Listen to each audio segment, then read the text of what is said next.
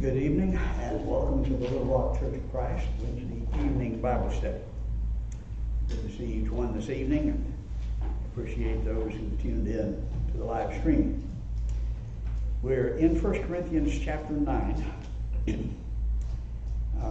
Paul had been talking about paying preachers, and he continued that in the 2 Corinthian letter a little bit from a different perspective. Evidently problems had been solved and he was able to go at it a little differently in the 2 Corinthian letter. Here he says, continuing with the theme that had begun when he was discussing eating of meat sacrificed to idols, that you give up your own personal liberties, your rights. And his right to be paid was one of those. But here he says, though I'm free from all men, I've made myself a slave to all. That's not the spirit that we see prevailing today. I have my rights and I demand my rights. And I know what my rights are. And he is free and has rights, but made himself a slave to all, gave up his personal rights. Why did he do that? So that I may win more. But here he is making himself a slave. He's effectively sold himself into slavery in order to gain more opportunities to preach the gospel. Now, when we have new converts, especially, this is a typical problem. What do you mean? This is what's right, and I don't worry about what other people think. And that's just very, very different from what we see Paul saying here. Made himself a slave. That's aorist tense in the original. It's not something I must do or I did, but actually I did. It's past, punctiliar in the past. He did this. That is done. I smile when I hear the description of, maybe it doesn't deserve a smile, but a frown that might be more appropriate. The way preachers sometimes describe themselves, they're not just ministers, they're senior ministers. Well, the idea of being a minister is similar to the idea he's expressing, made myself a slave to all, but a senior minister just seems to erase all the concept of being a slave to all. He's over somebody. But the attitude here is in view of his effort to reach the weak and to reach all men so that I may win the more. So if he gives up things that are his right, he can have some advantages in teaching the gospel. He says, to the Jews, I became a Jew so that I might win Jews. To those who are under the law, as under the law, though not being myself under the law, so that I might win those who are under the law. To those who are without law, as without law, though not being without the law of God, but under the law of Christ, so that I might win those who are without law. So he's trying to win the Jews, those who are under the law of Moses, those who are under the law of Christ. He's willing to sacrifice in any of those areas so that he might win those in these different categories. Now, there at Corinth, you've got evidently a mixture. Those who are under the law, and that is Jews, and then those who were Gentiles. And the phrases here possibly needs some explanation. Are the Jews under the law? They're current. He refers to them as under the law, but that's just to identify the Jews. The law was, of course, nailed to the cross and ended there. But they would continue with some of the activities and customs as Jews, and they're still honoring that heritage and that background and consider themselves Jews, and they'll, but not religiously governed by the law of Moses, under the law but not under the law. And both phrases would apply depending on how you're thinking about it. And then he himself, likewise, under the law, not subject to it, which was nailed to the cross, but following the customs, being considered a Jew, though he's not under the law. So he's as under the law, but not being under the law. Now that makes sense if you understand that the law was nailed to the cross and that he's following the customs and the concept of Judaism, but not under the law of Moses. Those who are following Judaism in the sense that he says he was, require some special treatment out there, well, the treatment that he's talking about here, as under the law. You don't go around flaunting things that would be contrary to the law. Probably wouldn't try to serve them pig if they came to your house as a guest. You are being as under the law in that sense, though not following the law of Moses. And that's done so that I might win those who are Jews under the law in that custom sense. To those who are without law, as without law. And here you've got another phrase that can have several different meanings. Are the Gentiles without law? No, they have a law written in their hearts. You see God's judgment of the Gentiles all the way through the Old Testament because they didn't obey his oral law.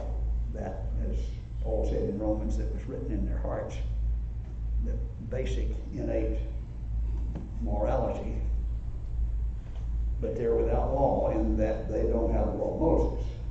They don't have the elaborate revelation of God's will that the Jews enjoyed.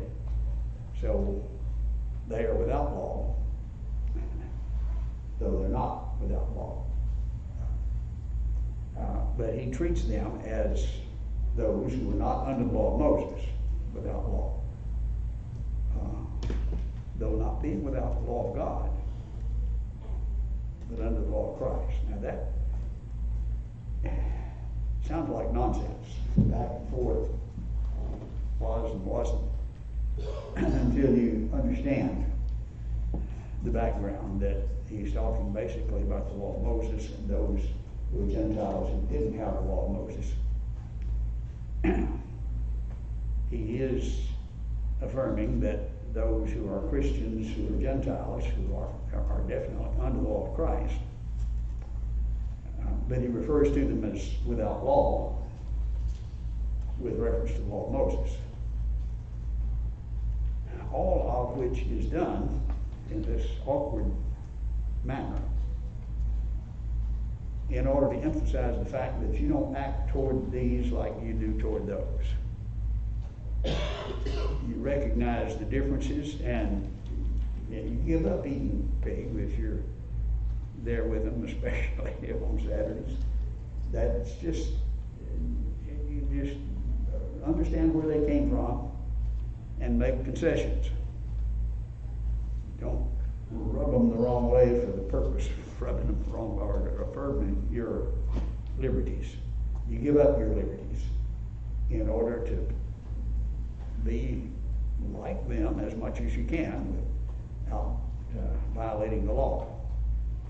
Compromising no truths, but he's forfeiting perhaps cherished liberties, humbling himself, a Roman citizen, but he's not flaunting that when he's with the Jews.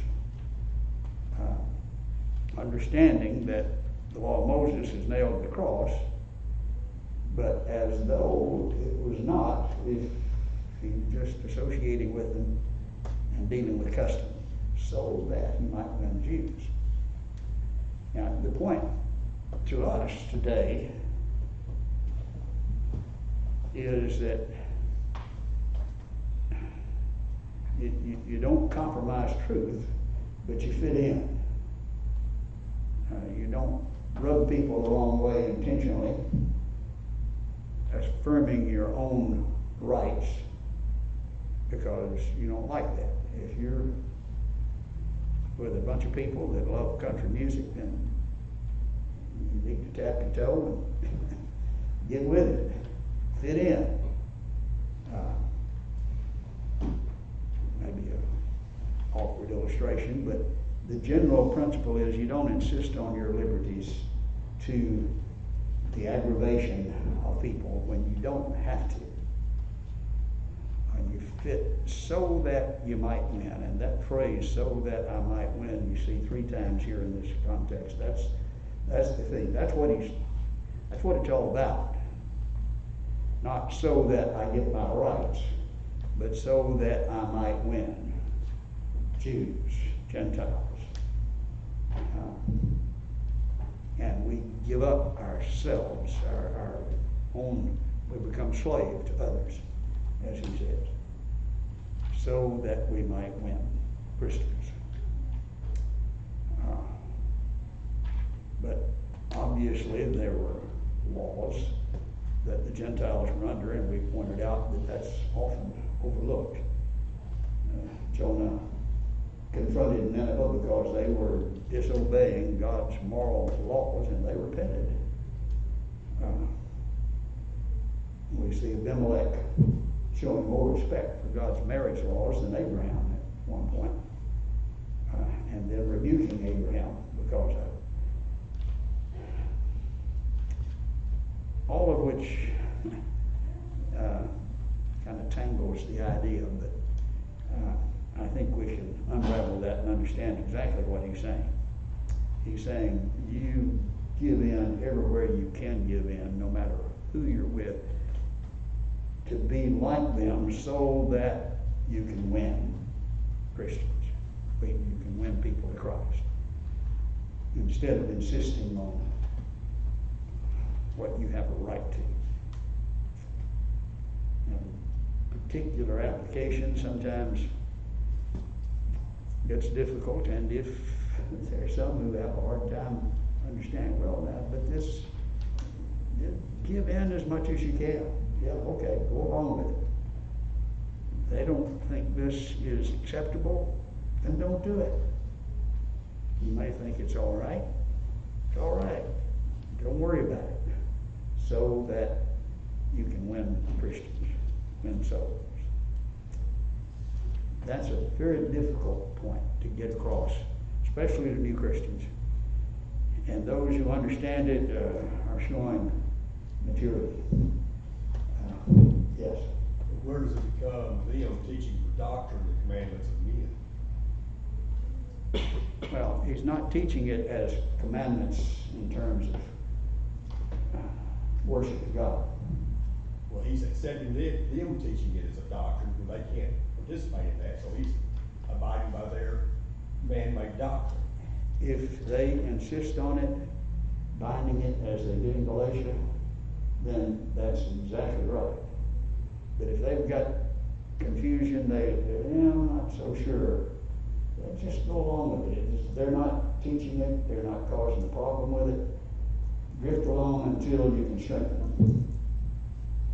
But if they're insisting on circumcision like they did in Galatia, in order to be saved, he wouldn't put up to that for a moment. Not for a moment. Exactly the way he expressed it. So, if you can, go on, but you don't put up with false teachers, those who are causing dissension. But grow them up and be patient as you've done that.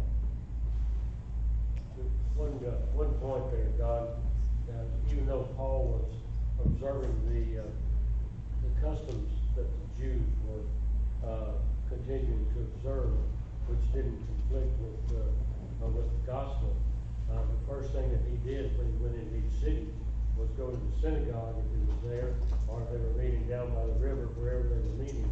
That's the first place he would go. But obviously he was preaching the gospel, even though he was observing the customs that were allowed under the gospel. It would be a good illustration. What's he doing going into the synagogue on the Sabbath? Well, he's just going along,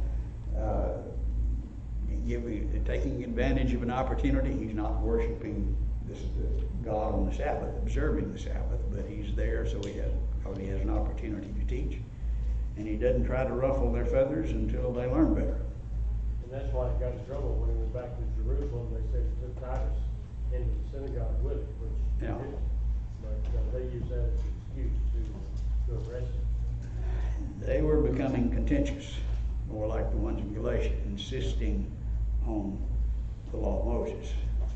And that is not tolerable. He said, don't put up with that for a moment. But there is an area of tolerance of people who are not sure and who are learning and making progress, so that we can grow them up and win them without compromising the truth anywhere or allowing people to teach that which is false. Not a simple concept, and it's easy to look at it a little sideways there and get off track. Other comments or questions?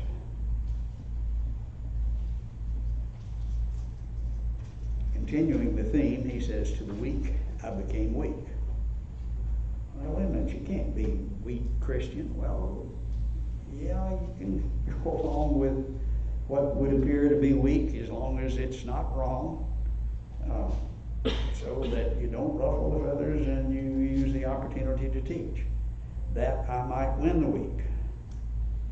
I become all things to all men, so that by all means I might save some.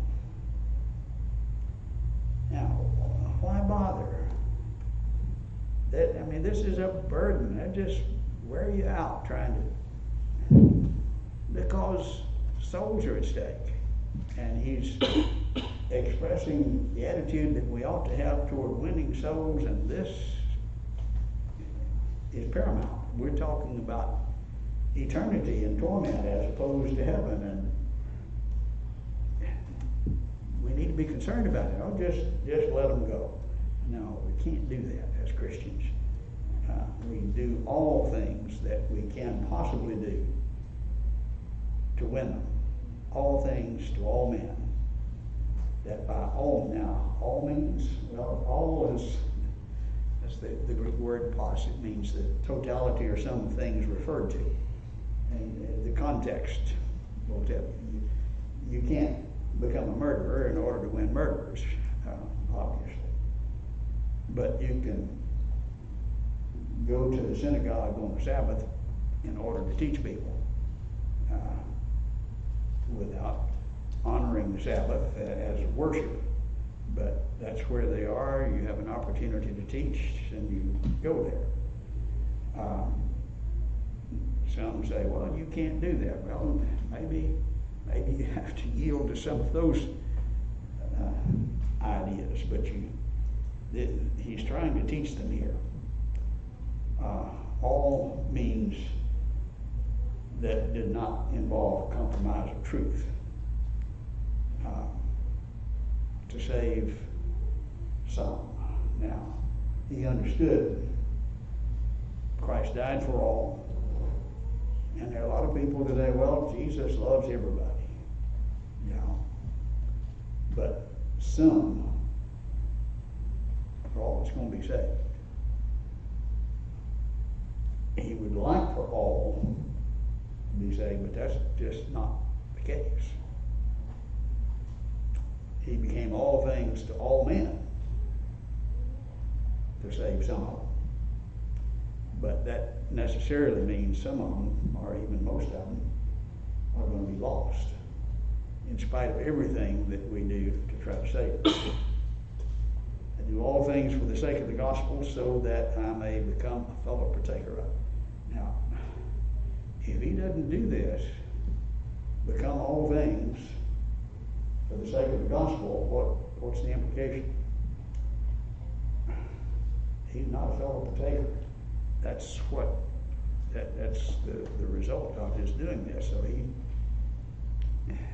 this is further motivation to do exactly what Paul is doing. He's not making a show of his humility, and he would like all to be saved, but he knows better. And this is for the salvation of some. So we adjust our way of life to suit others, and that creates the context for effective teaching. As someone put it, people don't care how much you know until you show how much you care. And that's what he was doing here. Though he knew better and had a right to do better or differently, he was demonstrating his concern and his care. And that's what Christians must do today. Any other questions there? Comments?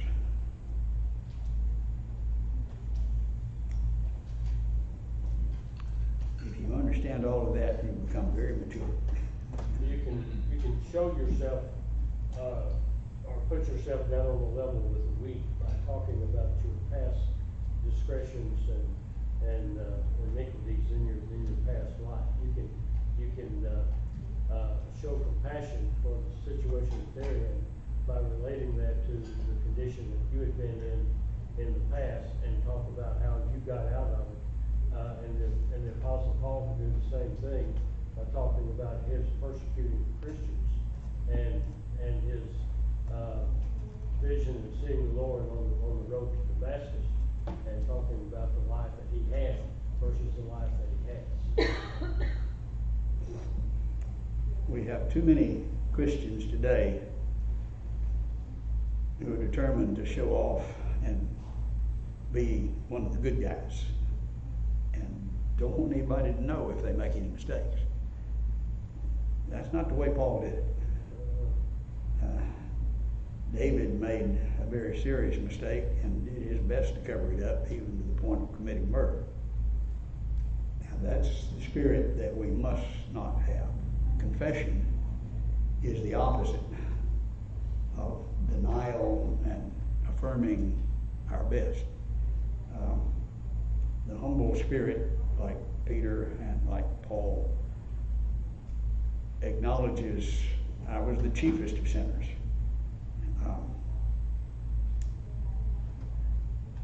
That's God's wisdom, it's not man's, but it works.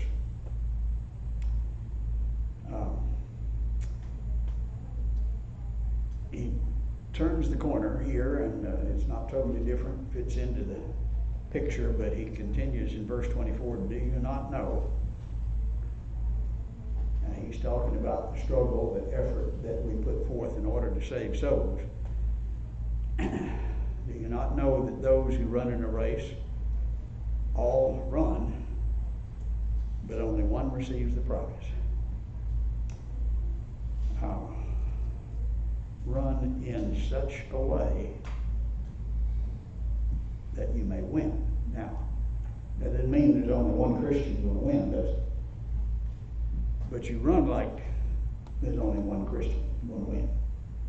Like there's only one that's going to win the race. The athlete, and of course there in Corinth, they had the Isthmian Games every 2 years. And they were very familiar with this. This was part of the life there. And here were the athletes straining to do their best, and one of them is going to get the laurel wreath and the prize. And why should the Christians do any less? Well, yeah, there are others that are doing a whole lot more, but I can get by. It's a different spirit, isn't it? You run like there's only going to be one to win, and you do the very best you possibly can. And you can all win, but when you run like there's only one that's going to win. We run the way the athlete runs. Now, how different that picture is from what's communicated, sometimes unintentionally, but nevertheless communicated by the Calvinists who say it's not by works, it's by faith only, and works have nothing to do with it. Run in such a way, strain, try to win like the athlete that's striving for the tape, that you may win. That's just a different picture. It has a different practical effect. It has a different practical effect not only on the congregation, but on the minister sometimes, who just sort of wink at some of the moral laws because they can't be lost, and it's just faith only, and they've done that. This is a different picture. Not that we earn anything, or that when we do our dead level best, God owes us anything. Now, we beat everybody in the race. Okay, we've earned the victory. That part of it is not a part of Christianity, but it's used as an illustration of effort that God requires as a condition to receive His grace. You put forth your effort. When you look at Jesus' letter to the churches in Asia, here's Ephesus. They were doing fine. They tried the false teachers, and they were very orthodox, but they left their first love. They weren't running like that fellow that's going to win. They did, but they're just running along. That's not going to get it. It's an illustration that they would understand.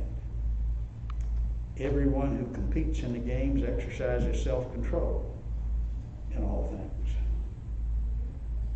The fellow that's going to win that race and is determined to win that race is not going to do it if he's 50 pounds overweight and his belly's hanging out. He's got to exercise self-control in order to win the race. Now, the point of self-control,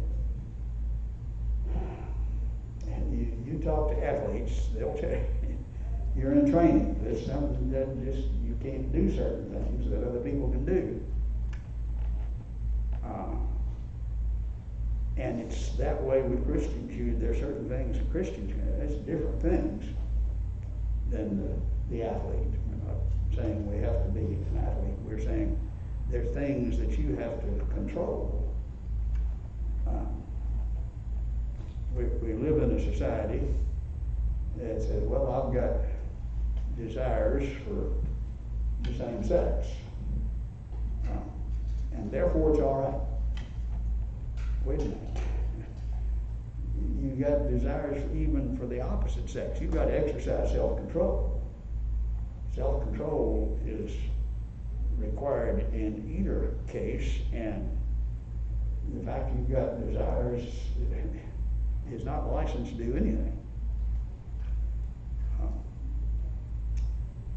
They are doing this, the athletes do this, to receive a perishable wreath. the laurel leaves that form the crown. And that's what they ran for. Of course, together with the fame and the elation of winning and beating the others. But the wreath is the symbol of victory, and it's perishable, compared here with the imperishable crown of eternity. It's a silly little wreath compared to eternal life. There's no comparison, is there? But they really work hard for it. And what are you doing? Training, effort, self-control is expected to win the silly little wreath. Certainly to win eternal life. Therefore, run in such a way, it's not without aim. Now, box in such a way, it's not beating the air, he's not shadow boxing.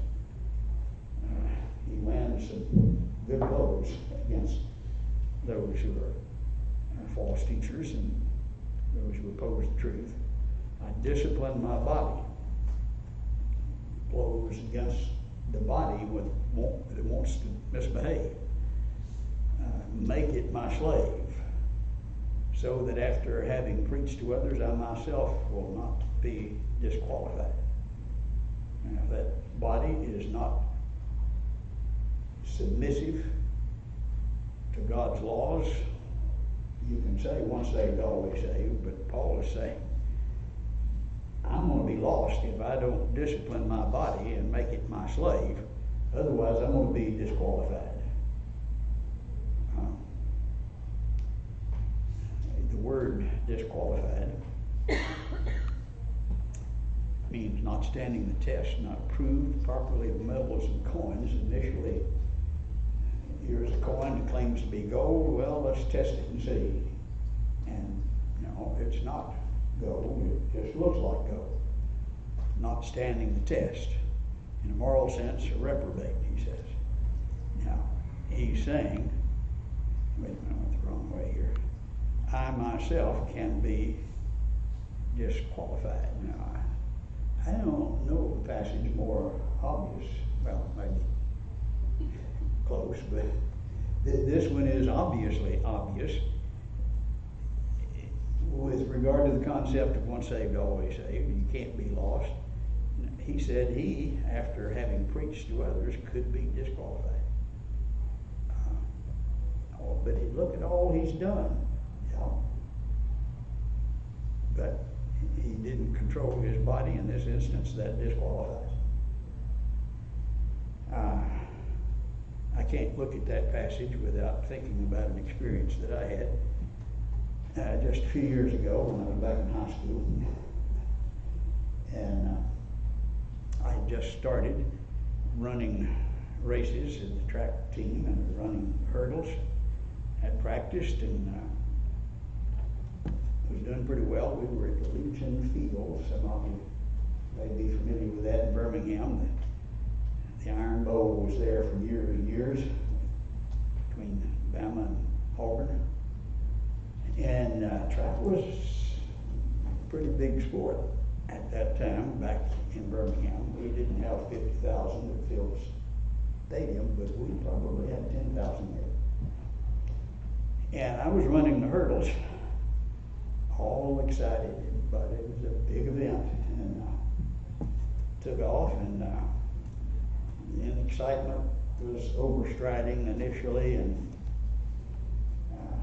was out ahead of everybody, and then there was that third hurdle, and it was in the wrong place. It was in the right place, but my stride was off, so I was on the outside lane. I fixed that, I just went around it. And kept right on going, and boy, I won that race. And the ones at the finish line didn't know any better. Here's the one that won. But the judge back toward the starting line saw that and said, nope, he's disqualified. And I went, I won, I ought to get at least second place. No, that's not the way it works. A lot of effort, a lot of training, disqualified. We understand that. That's just kind of silly not to understand it at this point. And unfortunately, a lot of our Calvinist friends don't. Paul said he could be disqualified. Other questions here, comments?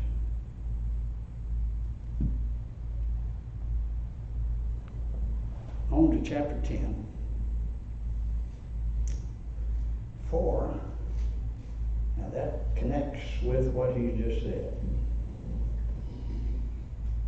I do not want you to be unaware of it. Our fathers were all under the cloud, passed through the sea, were baptized into Moses in the cloud and in the sea. Now he's talking about those who could be disqualified, even those who put forth effort, like Paul. Well, here were those who were baptized into Moses. They left Egypt, having passed through the Red Sea with elation and singing and dancing, and everything is wonderful. They ate the same spiritual food, the same spiritual drink.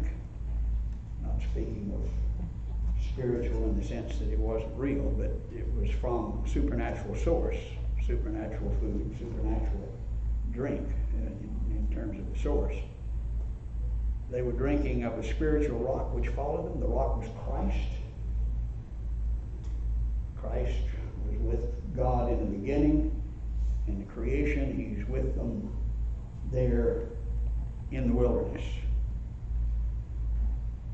They were with Christ. They were baptized. They got their ticket punched, right? Paul didn't have his ticket punched. They didn't have their ticket punched.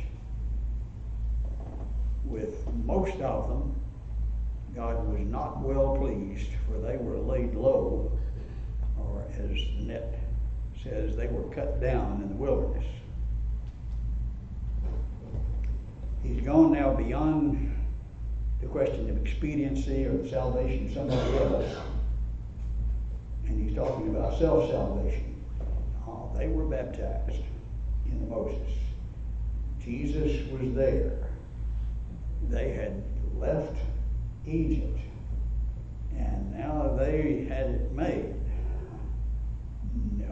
No more than Paul, who had preached to others and become disqualified. Now, the chapter division there may seem like it's changing subjects, but it really isn't. Paul preached to others, worked hard, and could be disqualified. Our fathers, and that would indicate that they're Corinth, they weren't all Gentiles. Many of them were Jews. Spiritual fathers, at least, were baptized into Moses. They had the manna. They had the miraculous provision of water. Even Christ was there with them. And they were cut down. They died in the wilderness. How many of them died in the wilderness? All of them, except 2.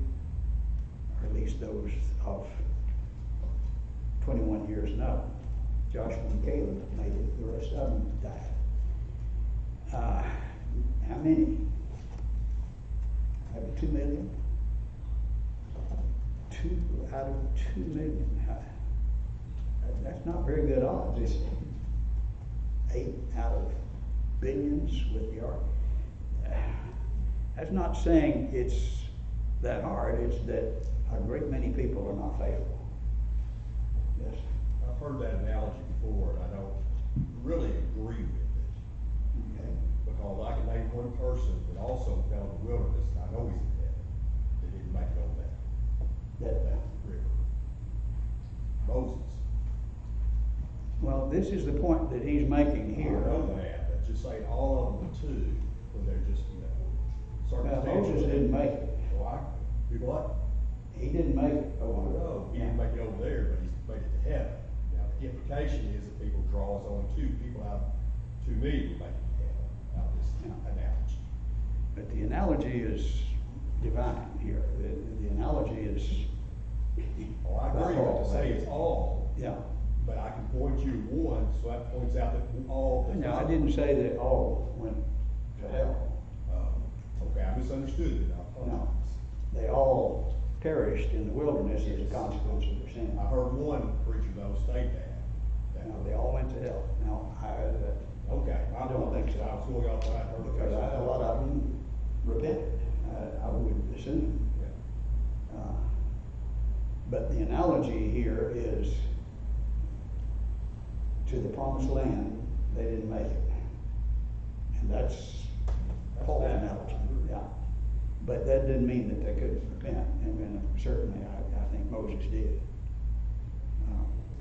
But he couldn't get in.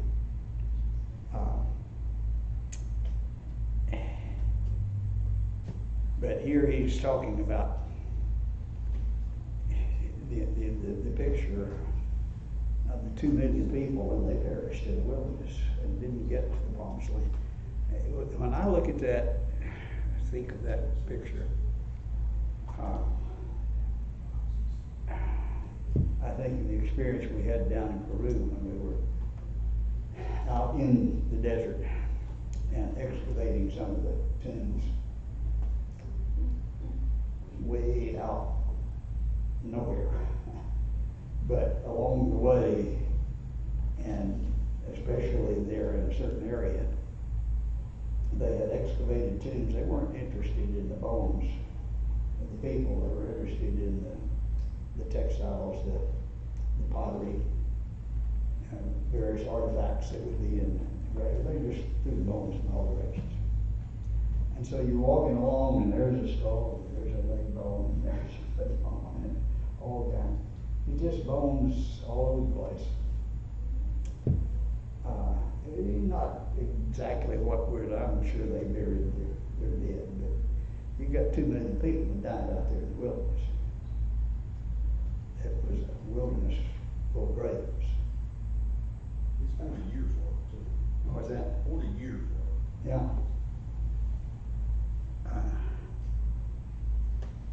And it says you can be disqualified if you don't, but it doesn't mean that you can't repent. But they did pay the consequence. But and the Apostle Paul drives both of those points home in 2 Corinthians 13:5. And he said, examine yourselves as to whether you're in the faith. Test yourselves. Do you not know yourself that Jesus Christ is in you? Unless, of course, you've been disqualified. So you Exactly. examine yourselves and test yourself to see if you're in sin. And then you can determine whether Jesus is in you, unless you've been disqualified. If you have, then we have other scriptures that tells us what to do if we determine we've been disqualified. Yeah. And I can't help but think of that Baptist preacher in Panama City who was having an affair with a 16-year-old there in his congregation, and on the witness stand acknowledged that he told her that there wasn't anything they could do to lose their salvation, that God wasn't happy, but they're still going to heaven. No, I think he disqualified. He was influencing others, and that's the. Go and read Acts chapter 8, see what Simon the sorcerer had to say. Yeah, exactly. He was influencing a great many people, and those who teach that doctrine need to understand that some people are going to practice what they preach. And he was doing that. Bringing it home, he continues in verse 6. These things happened as examples for us so that we would not crave the evil things as they also crave. All right, our time is up this evening. Some good thoughts, appreciate them. Very practical application about how we treat other Christians, how we relate to those who are knowledge knowledgeable as they ought to be, but we're trying to help grow them up. All right, we'll end there this evening.